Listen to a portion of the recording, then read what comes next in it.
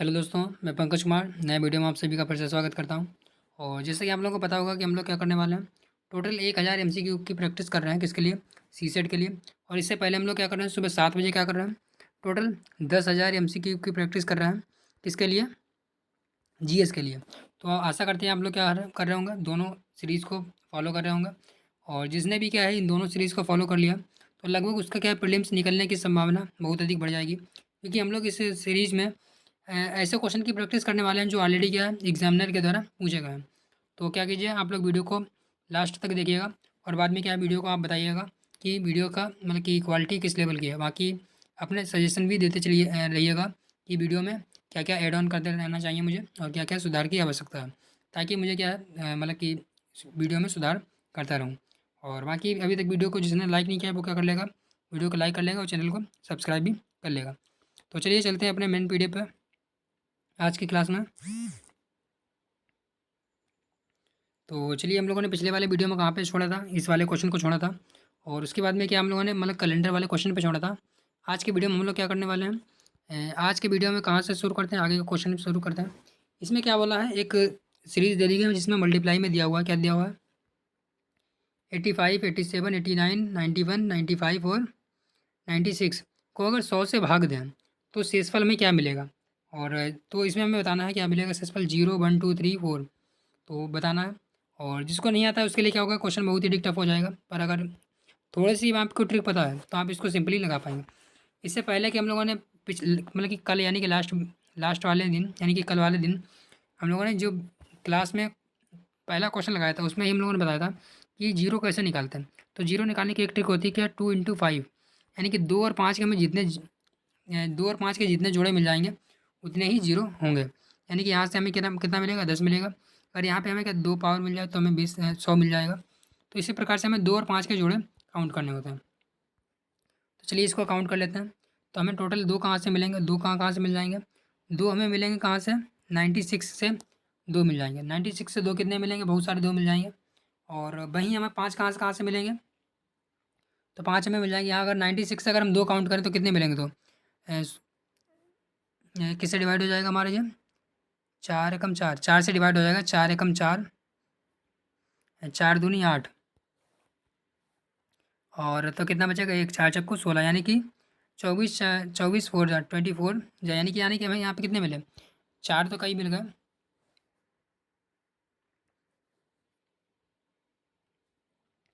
जब हमने क्या 2 से इसे डिवाइड किया तो हमें कितने 4 मिले, 48 मिल गए। और भैया 5 अगर काउंट करें तो कितने मिल जाएंगे हमें, 5 यहाँ से भी एक मिल जाएगा, यानी कि 5 हमें, वैसे तो बहुत सारे मिलेंगे पर हम एक यहाँ से मान लेते हैं। और एक 5 हमें इधर से भी मिलेगा, यानी कि हमें 5 कितने मिले, 2 से ज़्यादा 5 मिल रहा है और 2 से ज़्यादा 2 मिल रहा है। तो टोटल हमें कितने मिल गए, 2 और 5 के जोड़े 2 से ज़्यादा मिल गए, यानी कि टोटल 100 तो मिल ही गया। अगर 100 मिल गया है तो यानी कि इसमें मल्टीप्लाई में क्या है, 100 है। और जब हम 100 से ही डिवाइड करेंगे तो हमें क्या मिलेगा फाइनली, भागफल कितना मिलेगा, भागफल क्या मिलेगा, भागफल है तो शेषफल क्या मिलेगा हमें, जीरो मिलेगा। क्योंकि इसको अगर हम डिवाइड करेंगे जब 100 से, तो इसको हम किस में चेंज कर सकते हैं, 2 × 5 में कर सकते हैं, जो कि हमें ऑलरेडी इन सभी में मिल रहा है। तो इसका शेषफल क्या मिलेगा, जीरो मिलेगा। और जिसको नहीं समझ में आया वो एक बार फिर से समझ लेगा कि हमें क्या करना है, 2 और 5 के जोड़े निकालने हैं। क्योंकि हमें 2 और 5 के यहाँ पे कितने मिल गए, 2 जोड़े मिल गए, तो वो क्या बना देंगे, 100 बना देंगे। अगर हम 100 से ही भाग करेंगे तो 100 पूरा का पूरा कट जाएगा और शेषफल हमें क्या मिलेगा, जीरो मिलेगा। मेन चीज़ ये थी, इतनी सी बात। और अगला क्वेश्चन बोला है निम्नलिखित संख्या पर लघुत्तम यानी कि सबसे छोटी संख्या कौन सी होगी, जिसमें क्या दिया है, 2 की घात 40, 3 की घात 21, 4 की घात 18 और 8 की घात 12। इनमें से सबसे छोटी संख्या कौन सी है, ये हमें बताना है। तो हमें ये सब बताना है। तो आप जानते होंगे 2 की घात 40 और वहीं क्या 3 की घात 21। तो 2 की घात 40, 3 की घात 21 और 4 की घात 18 और 8 की घात 12। अगर आप जानें, बस एक चीज़ देख लीजिए कि 4 की घात जो है हमारा कितनी 18 है। अगर 4 की घात 18 को अगर हम 2 में चेंज करें, यानी कि 2 की पावर कितनी हो जाएगी, 2 और 18, 18 दूनी 36, यानी कि 2 की पावर कितनी हो जाएगी, 36 हो जाएगी। तो इसको हमने चेंज किया इसमें। भाई 8 की पावर अगर 12 को चेंज करें तो क्या होगा, 2 की घात 3 और 3, 12 कम 12, 12 दूनी 24, बढ़ती हैं 36। तो यानी कि ये भी हमारा क्या बन जाएगा, 36 बन जाएगा। तो यानी कि 8 की पावर 12 भी हमारी क्या बन जाएगी, 2 की पावर 36 बन जाएगी। यानी कि ये दो नंबर तो क्या हमारे हैं, सेम है। यानी कि इसका मतलब ये दो तो हो ही नहीं सकता। तो ये दो तो हमारे क्या हो ही नहीं सकते कि ये दोनों नंबर क्या होगा, सेम होगा। जब आप इसको 4 की पावर 18 को आप किस में चेंज करेंगे, 2 की पावर में चेंज करेंगे तो क्या बन जाएगा 2 की पावर 36। वहीं जब 8 की पावर 12 को 2 की पावर में चेंज करेंगे तो ये भी हमारा क्या बन जाएगा 2 की पावर 36। तो इसका मतलब हमारे क्या 2 की पावर 8 2 की पावर 18 और सॉरी क्या 4 की पावर 18 और 2 की पावर 12 बिल्कुल नहीं हो सकता। तो यानी कि कहाँ पे हमारा 2 की पावर 4 की पावर 18 और 8 की पावर 12 तो नहीं हो सकता। और वहीं क्या हमारा होगा, अब बचा है 2 की घात 40, 3 की घात 21। इनमें से छोटा कौन सा होगा, तो आपको बता देते हैं कि अगर आप इसको चेंज करें 4 की पावर 2 की घात अगर 40 को आप किस में चेंज कर दें, 4 में चेंज करेंगे तो जी हमें क्या मिल जाएगा 4 की घात कितनी मिल जाएगा 20। और वहीं हमारा जी क्या हमारा 3 की घात 21 है। तो यानी आप समझ गए होंगे धीरे से ही, तो मतलब कि तुरंत समझ गए होंगे कि जे वाला नंबर हमारा क्या है बड़ा है और जे वाला नंबर हमारा क्या बन जाएगा छोटा मिलेगा। तो इसका मतलब क्या होगा, इसका राइट आंसर क्या होगा हमारा बी होगा। तो इस वाले क्वेश्चन को हम इस प्रकार से लगा सकते थे। तो हालांकि सारे के सारे क्वेश्चन क्या है ट्रिकी क्वेश्चन है और यूपीएससी के द्वारा पूछे गए क्वेश्चन है। तो ऐसा नहीं कि कोई मैं यूँ ही किसी भी क्वेश्चन को उठा लाया हूँ। तो ये सारे के सारे क्या है ट्रिकी क्वेश्चन है। अगर आपको तरीका आता है लगाने का तभी आप लगा पाएंगे, वरना इसको आप नहीं लगा पाएंगे। चलिए अगला क्वेश्चन देख लेते हैं। और ये क्वेश्चन क्या है काफ़ी ईजी है और जिसको आता है वो तुरंत लगा लेगा। क्या बोला है, जेड ज़ीरो को लिखा है CHOR चोर में, तो प्लेयर को क्या लिखेंगे। अगर आपको इसकी ट्रिक आती है तो बहुत ही सिंपल इसको आप लगा देंगे, यानी कि +3 हो रहा है। जब +3 करेंगे यानी कि जेड से आप सी तक जाएंगे तो +3 करना पड़ेगा, ई से एच तक जाएंगे तब भी +3 करना पड़ेगा, ओ से आर तक जाएंगे तब भी +3, यानी कि जेड के बाद में ABC, ई के बाद में FGH, आर के बाद में JKL आर, आर के बाद में OPQR, ओ के बाद में RST। इसी प्रकार से होगा। तो प्लेयर का क्या हो जाएगा, प्लेयर में आप 3 जोड़ दीजिए। जब पी में आप 3 जोड़ेंगे पी यानी कि QRS, यानी कि एस से स्टार्ट होना चाहिए हमारा, तो एस से तो सारे स्टार्ट है। और लास्ट वाला देख लेते हैं, लास्ट वाला शायद डिफरेंट हो जाए। तो लास्ट वाला हमारा क्या है आर है, तो आर में आप क्या 3 जोड़ दीजिए, RSTU, यानी कि यू जिसमें लास्ट में खत्म होगा वो वाला हमारा आंसर हो जाएगा। तो ये वाला हमारा आंसर हो गया, यानी कि सभी में क्या कर लीजिए +3 वाला जो लेटर है उसको करना है। चलिए अगला क्वेश्चन है, ये भी हमारा क्या थोड़ा सा टफ भी बोल सकते हैं और इजी भी बोल सकते हैं। जिसको आता है उसके लिए क्या होगा इजी हो जाएगा। इसमें क्या बोला है, उपयुक्त में से सबसे अधिक उम्र के व्यक्ति या व्यक्तियों को निर्धारित करने के लिए उपयुक्त में से कितने कथनों की आवश्यकता होगी। यानी कि 5 कथन आपको दिए हैं और बोला गया है इनमें से कितने कथनों की आवश्यकता होगी कि सबसे अधिक बड़ा व्यक्ति कौन है निकालने के लिए। तो चलिए इसको हल करने की कोशिश करते हैं और देखते हैं कितने की यूज़ होता है। सबसे पहले तो बोला है ए आयु में 20 से बड़ा है। तो ए हमने बना दिया बड़ा है 20 से। उसके बाद में बोला है सी और डी समान आयु के हैं, तो यहीं पे लिख देते हैं सी और डी समान आयु के हैं। सी और डी हमारे क्या होगा समान आयु के होगा, इसको हमने इधर लिख दिया। उसके बाद में क्या बोला ई आयु में सबसे छोटा, यानी कि ई जो हमारा है, ई जो है ई जो है हमारा क्या है सबसे छोटा है, सबसे छोटा है, यानी कि इस तरीके से बना देते हैं। तो ई आयु में हमारा सबसे छोटा है। एफ आयु में सबसे, एफ आयु में डी से छोटा है, यानी कि एफ जो है आयु में डी से भी छोटा है। तो यहाँ पे डी वाला क्या कर देते हैं, डी इधर कर देते हैं। एफ जो हमारा है डी से छोटा है, तो हमने यहाँ पे बना दिया जो हमारा डी से छोटा क्या है एफ है। उसके बाद में अभी भी हमें क्या कंफर्म नहीं मिल पाया कि सबसे बड़ा कौन है। उसके बाद में बोला है एफ आयु में ए से बड़ा है, तो यानी कि एफ जो है ए से बड़ा है। तो एफ अगर ए से बड़ा है तो इसको चलिए कर लेते हैं, एफ आयु में ए से बड़ा है, तो एफ वाला हमारा बना देते हैं हम। एफ जो है हमारा बड़ा है किससे, ए से, और ए जो बड़ा है किससे, बी से। तो यानी कि बी हमारा कहाँ पे आ जाएगा, यहाँ पे आ जाएगा। इसका मतलब हमने इसको भी यूज़ कर लिया। और इसके मैंने कि एफ आयु में डी से छोटा है, तो एफ हमारा क्या है डी से छोटा है। तो अभी क्या करते हैं, हमारा एफ जो होगा छोटा हो जाएगा किससे, डी से। तो इसका मतलब एफ आयु में डी से छोटा, हमने इसको भी यूज़ कर लिया। उसके बाद ई आयु में सबसे छोटा है, जो कि हमने यहाँ पे यूज़ किया था। तो यहाँ पे आप कर लेंगे, यानी कि ई जो हमारा है सबसे छोटा है, तो हमारा ई इधर तो आएगा नहीं, क्योंकि इधर हमारे क्या है सबसे बड़े वाले चल रहे हैं। तो इधर हमारा क्या आ जाएगा, ई आ जाएगा। जो हो गया हमारा ई, यानी कि ई वाला भी हमने यूज़ कर लिया। अभी क्या वाला सी और डी समान आयु के हैं, तो सी और डी हमारे समान आयु के थे, तो सी और डी हमारे क्या थे, समान आयु के थे, तो हमने इसको भी यूज़ कर लिया। अभी लास्ट बचा हमारा का ए आयु में बी से बड़ा है, तो ए हमारा जो है बी से बड़ा, ए बी से बड़ा, इसको भी हमने यूज़ कर लिया था, ए हमारा बी से बड़ा है। तो इसके आधार पर क्या हमें सबसे अधिक उम्र वाले व्यक्ति या व्यक्तियों को निर्धारित करने में उपरोक्त में से कितने कथनों की आवश्यकता पड़ी। तो आपने देखा होगा कि हमने सारे के सारे कथनों का यूज़ कर लिया है। तो इसका मतलब है कि हमें इसका निर्धारित करने के लिए सबसे बड़ा कौन है, हमारा सी और डी दोनों बराबर आयु के हैं, और सबसे बड़े कौन होंगे, जेई दोनों हमारे सबसे अधिक आयु के हैं। तो जेई हमारे क्या है, सबसे बड़ा है। तो इस प्रकार से हमारा 38 का आंसर क्या हो जाएगा, हमारा डी हो जाएगा। तो चलिए अगला क्वेश्चन हम लोग लगा लेते हैं। अब अगला क्वेश्चन हमारा क्या है, और अगला क्वेश्चन क्या बोला, ये भी हमारा कोडिंग से संबंधित है, और कोडिंग वाले सवाल बहुत ही ईजी होते हैं अगर आपको थोड़ा सा भी आता है। बोला है पी ओ टी को क्या लिख रहे हैं, ए टी पी ओ लिख रहे हैं। टी आर ए पी को क्या लिख रहे हैं, ए पी टी आर लिख रहे हैं। पी ए आर टी लिख रहे हैं। तो आपको बताना है A R E N A को क्या लिखेंगे। तो इसमें छोटी सी ट्रिक बस ये है कि इसमें क्या कर रहे हैं, इस वर्ड को लिखने से पहले आप क्या कर रहे हैं, ए को बढ़ा दे रहे हैं और इसको उल्टा करके लिख दे रहे हैं, यानी कि टी ओ पी। बस यही सेम सभी में कर रहा है। तो बस आपको इसको भी यही करना, क्या करना है, पहले ए लिख लेना है। उसके बाद में क्या करना है, पीछे से लिखना है। तो क्या पीछे लिखेंगे हम, ए एन ई आर ए, यानी कि ये वाला हमारे कहाँ पे मिलेगा, A A N E R A N A A N A A N A N A N कहाँ पे है, ए एन। उसके बाद में ई कहाँ पे, A N E R N E R A. तो यानी कि हमारा राइट आंसर क्या हो जाएगा, हमारा डी वाला। तो इस प्रकार से इसको हम लगा सकते थे। अगला क्वेश्चन हमारा क्या है, अगला क्वेश्चन एक सीरीज़ दी है, आपको बताना है कि कौन सी सीरीज़ सही है। और इस प्रकार की सीरीज़ आपको हालांकि आप काफ़ी मतलब कि प्रैक्टिस करेंगे तभी आ पाता है, क्योंकि एग्ज़ाम हॉल में इस प्रकार की सीरीज़ लगाना थोड़ा सा टफ हो जाता है। तो 3 यानी कि 3 14, उसके बाद 39 84, उसके बाद में 298 दिया हुआ। यानी कि अगर आप देखें तो सीरीज़ क्या है, बहुत तेज़ी से बढ़ रही है, यानी कि केवल और केवल 6 पदों में ही क्या है, इतनी ज़्यादा एक्सट्रीम पे मतलब कि ज़्यादा बढ़ गई, इनको नंबर बढ़ गए। तो इसका मतलब क्या हो रहा है, इसमें मल्टीप्लाई हो रही होगी, और सीरीज़ में सीरीज़ होने की संभावना रहती है।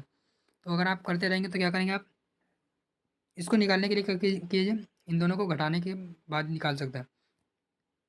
तो जैसे कि अगर आप देखें 14 में से 3 गया तो कितना बचेगा हमारे पास, 11।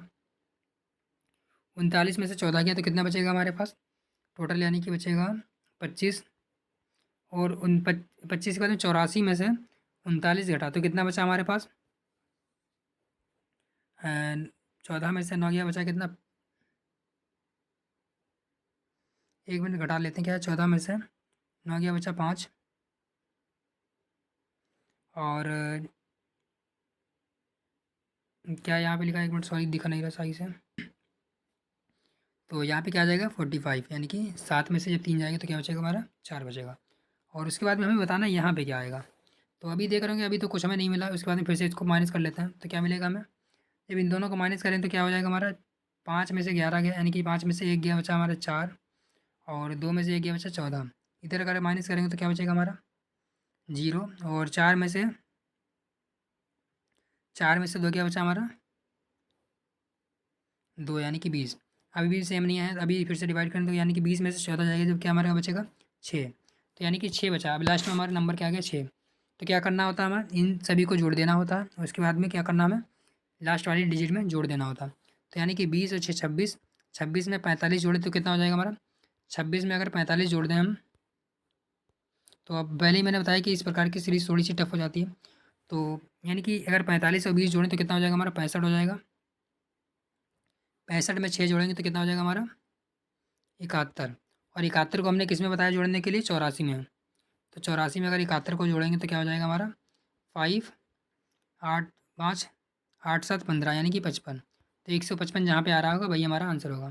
तो इस प्रकार से लगाना होता है। हालांकि यहाँ पे जगह भी थोड़ी सी कम पड़ रही है, और मैं क्या कर रहा हूँ मतलब कि फ़ोन से बना रहा हूँ इस वीडियो को, तो थोड़ा सा मतलब कि बनाने में भी थोड़ी सी प्रॉब्लम हो रही है। तो मैंने क्या बताया, एक बार फिर से बता देता हूँ। मैंने बताया इन दोनों को जो नंबर है उनका क्या करना है आपको, इन दोनों के नंबर हैं, इन दोनों का क्या करना, माइनस निकालना, इसमें माइनस निकालना और इसमें माइनस निकालना। लास्ट में हमारी जो लास्ट की डिजिट बचे उनको क्या करता है, जोड़ते रहना है, और लास्ट में इस वाले नंबर में जोड़ देना है, वही हमारा आंसर हो जाता है। तो चलिए आगे लगा लेते हैं अगला क्वेश्चन। इसमें आज हम लोग क्या करने वाले हैं, टोटल 10 क्वेश्चन की प्रैक्टिस करेंगे। ये वाला क्वेश्चन हमारा काफ़ी अच्छा क्वेश्चन है, और काफ़ी शायद रिपीट भी हो सकता है।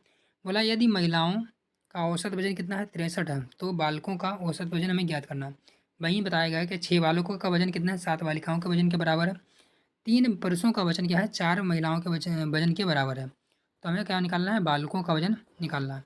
तो आप जानते होंगे किसी का औसत वजन निकालने के लिए आपको कुल वजन की आवश्यकता होती है, और या फिर नंबर पता हो, यानी कि टोटल टोटल वजन पता हो और टोटल संख्या पता हो, तो आप औसत निकाल लेंगे। जैसे कि अभी आपको पता है महिलाओं का जो औसत है बालकों के कितने औसत के बराबर है। तो यहाँ पे कितनी महिलाएं हैं, 4 महिलाएं हैं और 6 बालक हैं। तो 4 महिलाओं का औसत कितना हो जाएगा, यानी कि प्रत्येक महिला का औसत कितना है, 63 है।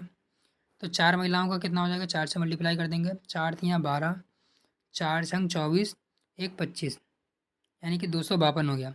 वहीं हमारे पास क्या होगा टोटल, यानी कि वजन कितना हो गया, 252 किलोग्राम हो गया। पर हमारे पास बालक कितने हैं, तो बालक हमारे पास कितने हैं, 7 हैं, जो कि हमें बालक का ही निकालना है।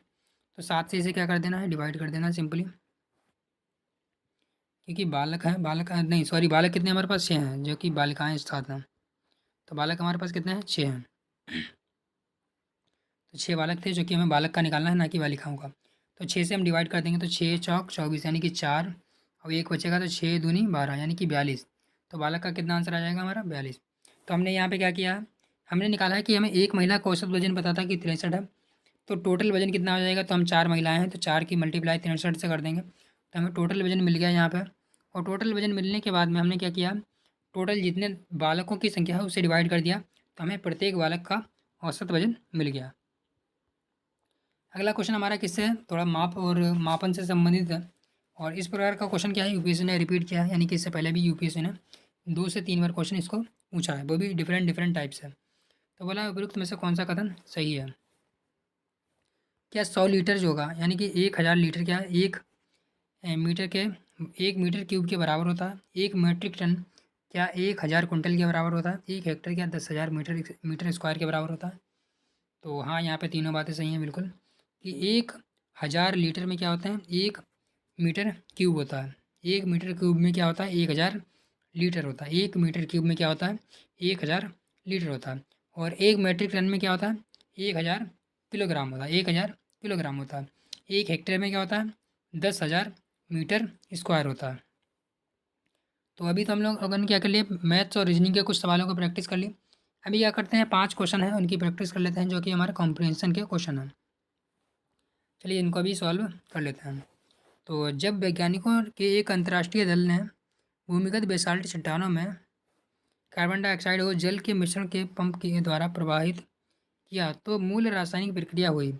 अम्लीय मिश्रण ने चट्टानों में विद्यमान कैल्शियम और मैग्नीशियम को घोल दिया और चूना पत्थर का निर्माण हुआ। वैज्ञानिकों ने जोर देकर कहा कि मूल रूप से कार्बन डाइऑक्साइड चट्टानों में परिवर्तित हो गई। तो आप सीधे ही समझ गए होंगे कि कार्बन डाइऑक्साइड को उन्होंने क्या चेंज कर दिया, चट्टान में चेंज कर दिया, जो कि हमारा कार्बन सिक्वेस्ट्रेशन से संबंधित, मतलब कि एक समन के रूप में यूज़ किया जा सकता है।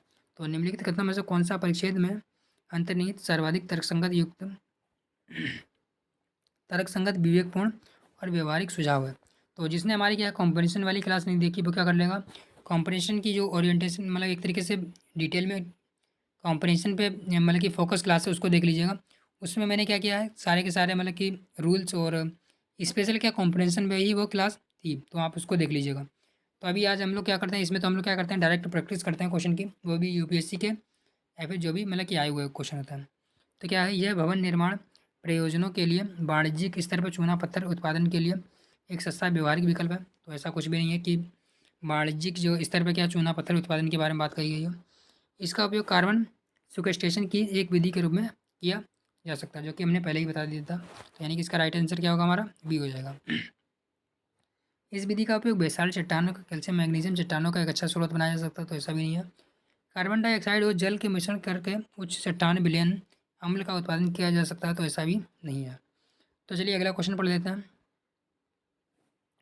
भूगोलवेत्ताओं ने महासागर के रंग 175 उपग्रह चित्रों का विश्लेषण किया, यानी कि भूगोलवेत्ताओं ने महासागर के रंग के 175 उपग्रह चित्रों का विश्लेषण किया, जो महासागर की सतह पर पादप प्लवक यानी कि फाइटोप्लैंक्टन उत्पादकों का एक सूचक है, और यह पाया कि विशाल प्लवी हिमशैल दक्षिणी महासागर में कार्बन के 20% तक भंडारण के लिए उत्तरदायी हैं। यानी कि जो फाइटोप्लैंक्टन होते हैं वो महासागर में क्या करते हैं, 20% कार्बन डाइऑक्साइड के क्या करते हैं, भंडारण के लिए उत्तरदायी होते हैं। शोधकर्ताओं ने पता लगाया कि विशाल प्लवी हिमशैलों से पिघला हुआ जल, इसमें लौह और अन्य पोषक तत्व होते हैं, अब तक कि अप्रत्याशित रूप से अप्रत्याशित रूप से उच्च स्तरीय पादप प्लवक में वृद्धि में सहायक होंगे। यानी कहने का तात्पर्य यह है कि जो हमारे ग्लेशियर पिघलते हैं तो इसमें लौह और अन्य पोषक तत्व होते हैं जो क्या करते हैं, फाइटोप्लैंक्टन की वृद्धि में सहायक होते हैं। और फाइटोप्लैंक्टन क्या होते हैं, कार्बन डाइऑक्साइड को अवशोषित कर लेते हैं।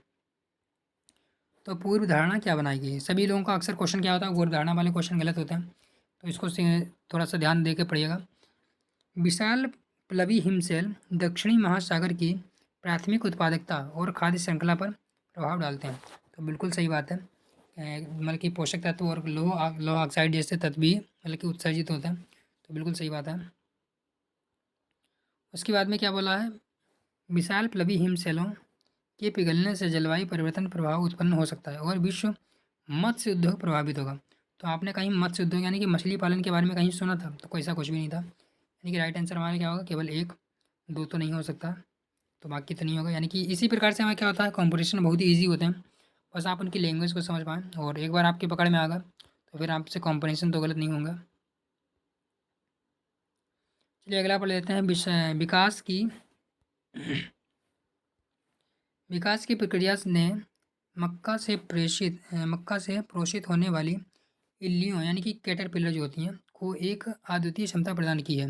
वे पौधों को कीट परभक्षियों के विरुद्ध उसकी प्रतिरक्षा को निष्क्रिय करने के लिए प्रेरित कर सकती हैं और इससे इल्लियों को अधिक खाने और तेजी से वृद्धि करने में सहायता मिलती है। इस प्रभाव को उत्पन्न करने वाला एक कारक इल्ली का मल या कीट है, यानी कि जो एक कारक जो क्या है वो इल्ली का मल है या फिर कीट है।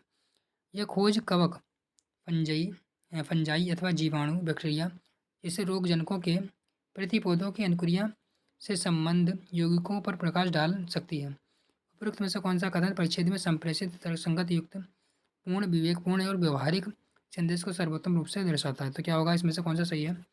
तो किसान अपने खेत बागानों में इल्लियों का उपयोग खरपतवार खाने के लिए कर सकते हैं। तो ये तो व्यवहारिक तो बिल्कुल भी नहीं है कि किसान क्या कर सकते हैं कि इल्लियों का उपयोग मतलब खेत में खरपतवार खाने के लिए करें, क्योंकि वो खरपतवार के साथ साथ क्या फसल को भी तो खाएंगे, ऐसा तो है नहीं उनके पास मतलब कि अपना बुद्धि है कि हाँ भैया हम फसल नहीं खाएंगे।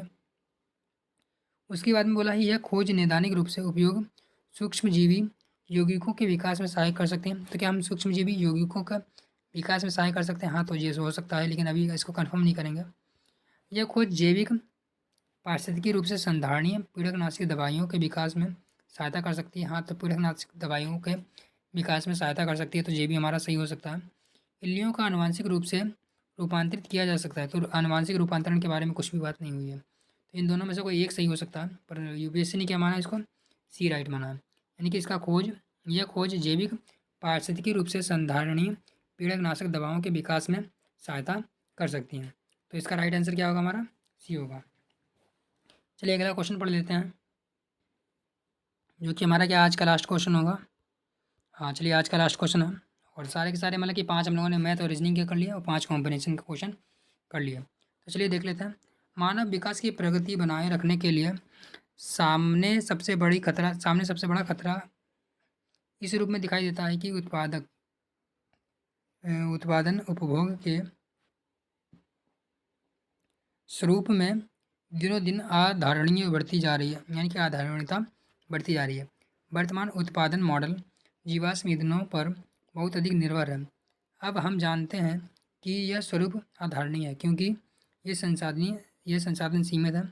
मानव विकास को सही अर्थों में धारणीय बनाने के लिए आर्थिक समृद्धि और ग्रीन हाउस गैस उत्सर्जन के बीच एक घनिष्ठ संबंध को पृथक करने की ज़रूरत है। यानी कि जो ग्रीन हाउस गैस है और जो क्या कहते हैं हमारे आर्थिक संधारणीय है यानी कि आर्थिक समृद्धि है, उसके बीच में क्या करना हमें होगा, घनिष्ठ संबंधों को पृथक करने की ज़रूरत है।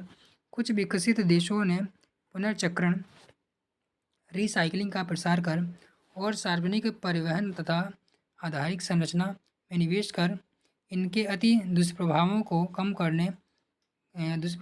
कम करना आरंभ कर दिया है। किंतु अधिकांश विकासशील देशों को परिष्कृत ऊर्जा स्रोतों की ऊंची कीमतों और अल्प उपलब्धता के कारण बाधाओं का सामना करना पड़ रहा है। विकसित देशों को चाहिए कि वे विकासशील देशों को धारणीय मानव विकास की ओर जाने में सहायक बने। यानी कि जो विकासशील देश हैं उनको चाहिए, मतलब विकसित देश हैं उनको चाहिए कि वो विकासशील देशों की मदद करें। कुल मिला के कहने का तात्पर्य ये है। निम्नलिखित में से कौन सा से कारण उत्पादन के रूप में आधारणीयता, यहाँ पे ध्यान रखना आधारणीयता है। नीचे दिए कथनों का विकल्प सही करना है। जीवाश्म ईंधनों पर भारी निर्भरता, जो तो बिल्कुल सही बात है। अगर जीवाश्म ईंधनों पर भारी निर्भरता होगी तो वो क्या होगी, एक आधारणीयता की ओर ले जाएगी। संसाधनों का सीमित उपलब्धता, तो ये बात भी बिल्कुल सही है।